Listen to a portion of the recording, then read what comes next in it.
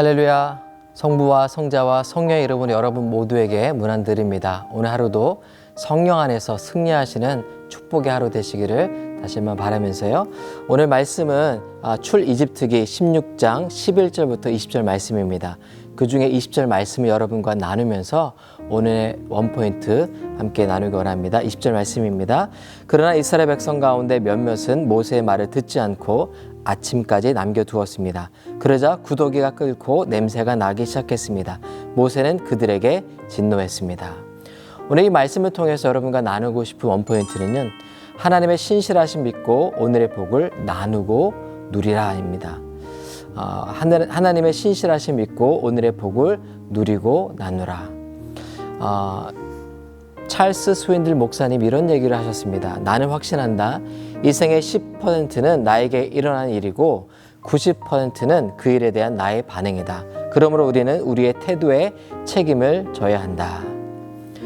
즉 목사님 말씀은 10%의 불가항력적인 그 일들에 대해서 90%의 우리의 반응에 대한 책임을 져야 한다는 말이죠. 사람들은 여러분 상황을 통제하고 싶어 합니다. 상황뿐만 아니라 사람을 통제하고 싶은 강렬한 욕구가 있습니다. 인생이 너무나 불안하고 또 안전에 대한 그 강렬한 열망이 있기 때문에 상황과 사람을 통제하려는 그 욕구가 많은 부작용을 낳고 있는 것을 보게 되는데요. 인간관계의 대부분의 문제는 이 통제 이슈와 맞닿아 있는 것도 살펴보게 됩니다. 그런데 여러분, 우리 인생 가운데 찰스 스윈들 목사님 말을 조금 바꿔서 우리가 통제할 수 없는 일이 얼마나 될까요? 우리가 통제할 수 있는 일은 약 10%? 어쩌면 통제할 수 없는 일은 90% 혹은 그 이상이 될지 않을까 생각해 봅니다. 그런데 여러분, 우리가 통제할 수 없는 일에 대해서는 우리가 어떻게 할 수 없지만 우리가 일어난 일들에 대한 우리의 반응은 우리가 결정할 수 있다는 것을 우리 마음속에 새겨야 합니다.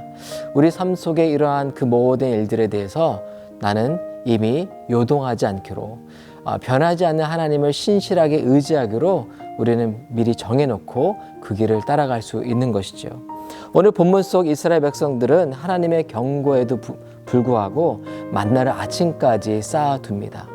아침까지 쌓아두오니 어떻게 됐죠? 그 만나가 썩어서 구더기가 끓기 시작했습니다. 다른 사람들보다 더 많은 수고를 통해서 만나를 거둬들였는데요. 이제는 썩어서 구더기가 난 그 보기에도 끔찍한 것을 치워야 하는 더한 수고를 하게 되었습니다. 여러분, 오늘 이 말씀을 통해서 하나님을 의지하는 자로서 오늘 우리에게 주신 삶의 목을 누리고 또 기꺼이 놔두는 그런 삶 살기를 소원합니다. 우리가 아무리 수고하고 애쓰고 또 지나치게 쌓아놓는다 한들 하나님의 손에 있지 않으면 그것을 지킬 수 없습니다. 그 쌓아둔 것이 오히려 우리에게 재앙이 될 때가 많은 것을 얼마나 주변에서 많이 경험합니까? 저축하지 말라는 말이 아니고요. 쌓아두고 또 아껴두는 그 모든 일이 하나님을 향한 불신앙에서 비롯되는 것인지를 점검하고 오늘 하루의 삶 가운데 주신 복을 기꺼이 누리고 또 그 복 중에 하나님 말씀하신 대로 명령하신 대로 나누는 그런 삶 살기를 축복드립니다. 오늘의 원포인트는 이것입니다. 내 인생을 책임져 주시는 하나님의 신실하심을 믿고 오늘의 복을 누리고 나눈다라.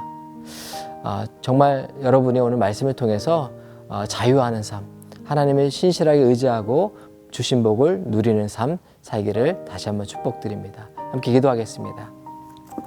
하나님, 오늘 말씀을 통해서 이스라엘 백성들이 하나님의 말씀을 정말 믿지 못하고 자기의 미래를 준비하고자 내일의 만나까지 쌓아두었지만 그 모든 것이 썩고 또 구더기가 끓었음을 보게 됩니다. 하나님, 오늘 우리의 삶 가운데 주신 복을 내일을 위한 나의 삶을 준비한답시고 지나치게 과도하게 쌓아놓고 정작 아무것도 누리지 못하고 또 정작 아무것도 나누지 못하는 어리석고 참 불쌍한 삶 살지 않게 하시고 오늘에 주신 복을 내일 주실 하나님의 신실한 은혜를 의지하고 믿기에 충분히 누리고 나누는 그와 같은 삶 살게 하여 주옵소서. 감사하며 거룩하신 예수 그리스도 이름으로 기도드립니다.